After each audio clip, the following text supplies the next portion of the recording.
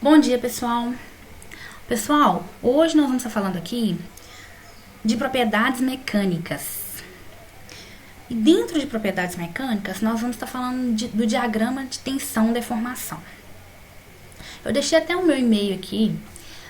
Caso vocês tiverem alguma dúvida sobre essa videoaula, vocês podem estar me mandando depois por e-mail que eu respondo para vocês, tá? Pessoal, para mim estar explicando o diagrama de tensão e deformação, antes eu vou ter que dar uma passada e explicar um pouco sobre as propriedades mecânicas. Que é para quando eu for explicar o gráfico de tensão e deformação, vocês entenderem melhor como funciona. Então vamos lá, né?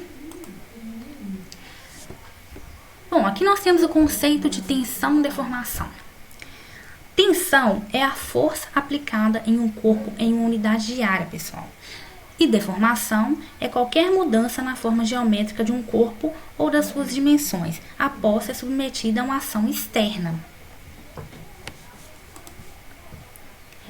Nós temos aqui alguns tipos de esforços. Nós temos tração, compressão, cisalhamento, flexão e torção.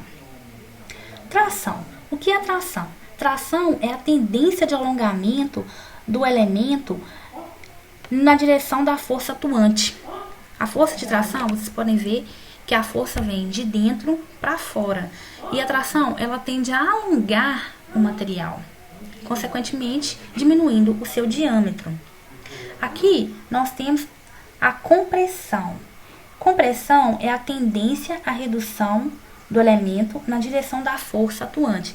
Na compressão, vocês podem ver que a força ela atua no sentido de fora para dentro, tendendo a aumentar o diâmetro do corpo de prova, né, que é o nosso elemento aqui no caso. Aqui nós temos cisalhamento. Cisalhamento, pessoal, a força de cisalhamento, ela tende a cortar o material. Cortar o nosso material. São forças no sentido contrário aqui, ó, uma da outra. Essas forças atuam e tendem a produzir um efeito de corte. Isso é um desdobramento linear entre as seções transversais, né? Essa força de cisalhamento, ela produz um efeito de corte no material. Flexão. A flexão é uma força que atua no meio. É a deformação na direção perpendicular da força atuante. Aqui a gente tem uma força, né, a força atuante, ela atua no meio do material e ela tende a dar uma deformação no sentido perpendicular, né, que é esse sentido aqui. E a flexão, a força atua no meio e o material, ele tem dois apoios. Um apoio nessa região e o outro apoio aqui, ó. Então, nós temos dois apoios e uma força atuante no meio. Muita gente confunde, pessoal, flexão com flexibilidade. A diferença entre flexão e flexibilidade é que flexão e flambagem. A diferença entre flexão e flambagem é a seguinte: a flambagem, ela ocorre sobre compressão. A flambagem, você tem o material e você tem forças atuando sobre compressão que causam a flexão desse material, que causam a deformação desse material.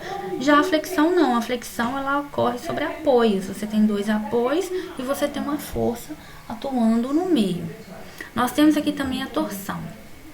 A torção é a seguinte, pessoal.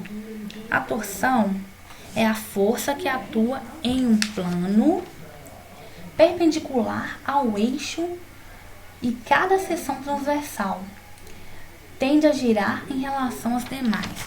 A força de torção, ela tende a girar o material. Então, basicamente, esses são os nossos esforços, os tipos de esforços que tem, que causam deformação nos materiais. É claro que isso vai depender das propriedades mecânicas desse material. Tem material que resiste mais à força de tração. Tem material que não. Tem material que resiste mais à força de compressão. Tem material que não. entendeu? Então, isso vai depender das propriedades dos materiais. Mais pra frente, nós vamos estar explicando melhor isso. Propriedades mecânicas dos materiais. As propriedades mecânicas podem ser medidas por meio de ensaios mecânicos. Aqui, pessoal, nós temos alguns equipamentos que são utilizados para fazer ensaios mecânicos, né? Aqui nós temos um equipamento utilizado para fazer ensaios de tração, né? Aqui nós temos um equipamento para medir impacto, né? Medidor de impacto. Nós temos um equipamento para medir flexão. Não sei se dá para vocês verem aqui que tem uma chapa, né, de aço e sendo flexionada aqui na máquina, né? Dá para vocês perceberem aqui que ela tá meio flexionada. Então esse equipamento é utilizado para fazer ensaio para medir a flexão. Nós temos esse equipamento aqui, que é um equipamento utilizado para medir a dureza do material também. Então, pessoal, são as propriedades mecânicas que vão definir o comportamento dos materiais quando eles estão sujeitos aos esforços mecânicos. São as propriedades mecânicas que vão definir o comportamento do material, se ele vai se deformar mais ou menos. Isso vai depender da propriedade mecânica do material. Aqui nós temos as principais propriedades mecânicas dos materiais, que são elasticidade, tenacidade, ductilidade, resiliência, dureza e plasticidade. São essas propriedades que vão definir o comportamento dos materiais quando eles estão sujeitos a alguns esforços, que são esses esforços aqui que eu falei anteriormente: tração, compressão, flexão, torção e cisalhamento. Então, vamos falar dessas propriedades. Nós temos aqui elasticidade.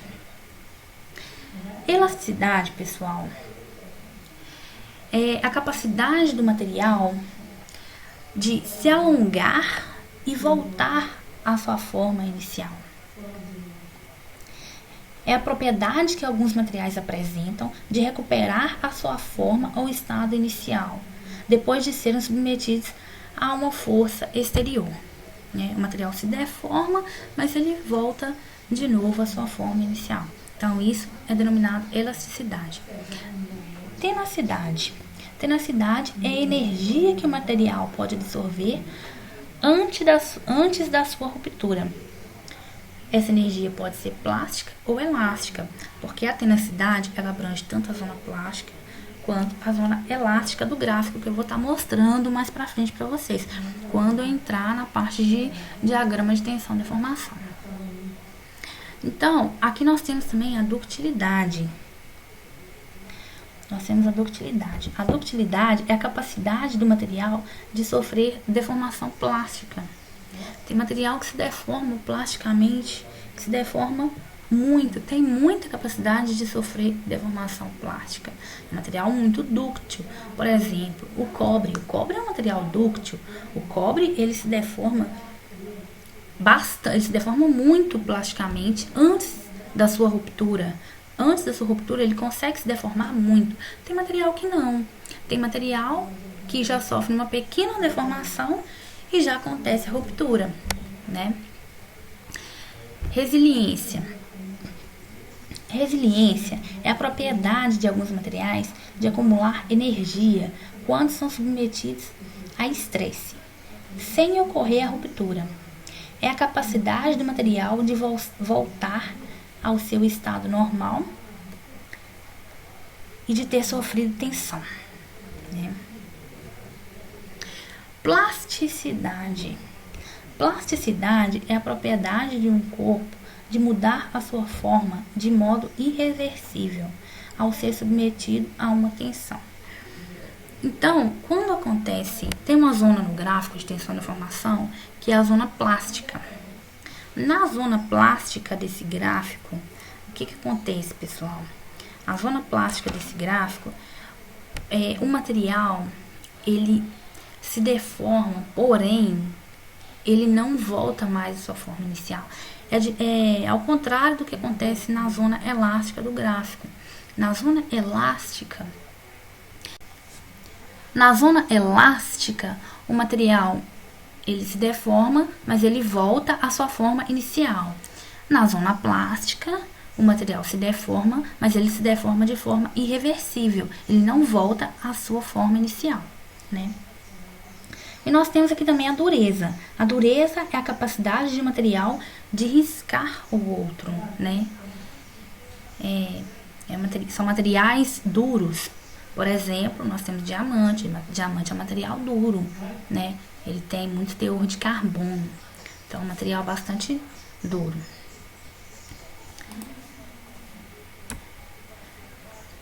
Aqui nós temos os gráficos, né? Representando a tenacidade, ductilidade, resiliência. E um diamante que eu coloquei aqui de exemplo. Como eu disse, né, a tenacidade é a capacidade do material de absorver energia antes do seu rompimento. A tenacidade, ela abrange toda essa área do gráfico. Essa área aqui, onde o espaçamento é menor, pessoal, é a área elástica, a zona elástica do gráfico, né? E nessa região aqui, é formada uma reta, né, linear, pelo seguinte motivo: há uma proporcionalidade entre a tensão e a deformação. Por isso que essa parte do gráfico aqui ficou uma reta. E essa parte do gráfico onde o espaçamento é maior é a zona plástica, né? Então, o material ele absorve energia desde a zona elástica até a zona plástica. Ductilidade. Ductilidade é o alongamento total do material devido à sua deformação plástica. A zona plástica do gráfico é essa parte aqui. Essa parte vazia aqui é a zona elástica. Então, a ductilidade, como é o alongamento do material devido à deformação plástica, materiais dúcteis são materiais que se deformam muito antes da sua ruptura. Então, ele compreende somente essa parte que é a zona plástica do gráfico, tensão, deformação. Resiliência. Resiliência é a capacidade do material de absorver energia quando é deformado elasticamente. A zona elástica do gráfico é essa zona aqui, né? E a plástica é essa área vazia aqui. Então, a resiliência compreende somente a zona elástica, porque é a capacidade do material de absorver energia quando é deformado elasticamente. Ou seja, ele se deforma, mas volta à sua forma original, né? E dureza. Dureza. Dureza é a resistência que o material tem quando é pressionado por outro e também a capacidade de riscar o outro, né? Quando o material é pressionado por outro e não é perfurado, né? Isso mostra que ele é um material duro, de bastante dureza, e também a capacidade de riscar o outro material, né? Então, aqui, finalmente, nós temos o nosso diagrama de tensão e deformação. Então, pessoal, no diagrama de tensão e deformação, eu coloquei essa figura aqui bem coloridinha, que é para vocês entenderem melhor. Aqui nessa fase rosa mais clara aqui, nós temos a fase elástica do gráfico. Como eu expliquei anteriormente, no gráfico da tenacidade, essa parte do gráfico forma uma linha reta. Por quê? Porque há uma proporcionalidade entre a tensão e deformação. Logo acima dessa linha reta aqui, onde ela termina, nós temos o limite de proporcionalidade. Ou seja, acima dessa linha reta, passou dessa linha, nós não há mais uma proporcionalidade entre a tensão e deformação. Não, o mesmo tanto que ele é tensionado não é o mesmo tanto que ele se deforma. Ele se deforma um tanto, mas ele já não volta mais à sua forma original. Vamos dizer assim. Essa zona rosa mais escura aqui é a fase plástica do gráfico. A fase plástica do gráfico, tensão e deformação, é a parte em que o material se deforma, mas ele se deforma de forma irreversível já. Ele não volta mais essa parte, a sua fase inicial, né? A fase plástica do gráfico, ela é dividida entre duas fases: o patamar de escoamento e o encroamento. Patamar de escoamento. Patamar de escoamento é a fase que o material ele escoa, né? Tem a capacidade de escoamento. Limite de escoamento. Aqui nós temos logo acima aqui o limite de escoamento. Ou seja, passou dessa fase verde aqui, o material ele não escoa mais. Ele vai se deformando, deformando. Aqui ele está na fase elástica, ele vai se deformar, se deformar. Quando vai chegar aqui no limite de proporcionalidade, ele não vai mais voltar à sua forma inicial. Aí ele vai passar para a fase plástica. Aí ele vai se deformando, se deformando, se deformando, se deformando. Na hora que chegar mais ou menos no meio aqui, ele vai sofrer o encruamento. Aí vai encruando, né, na fase de encruamento. E até chegar a esse ponto mais alto aqui. Esse ponto mais alto, pessoal, é o limite de resistência. Limite de resistência. No limite de resistência, ocorre, né, a estricção. O material começa a se romper. O material começa a se romper. Eu vou estar mostrando para vocês um pouco mais à frente. O material se rompe, né? Deixa eu ver se eu tenho aqui um gráfico. Aqui. Limite. Aqui é o limite de resistência. Como aqui é o limite de resistência, o material aqui ele começa a sofrer estricção.